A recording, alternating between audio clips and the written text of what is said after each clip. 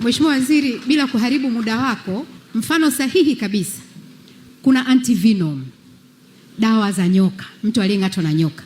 Mheshimiwa Waziri, nchi wanaong'atwa na nyoka ukihesabu ni watu wachache sana.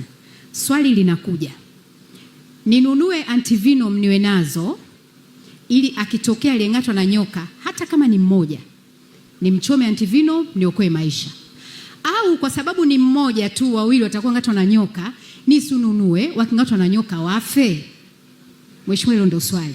Lakini mimi na wenzangu wa sekta ya afya tulifundishwa kuokoa maisha. Sisi kwetu hela is immaterial.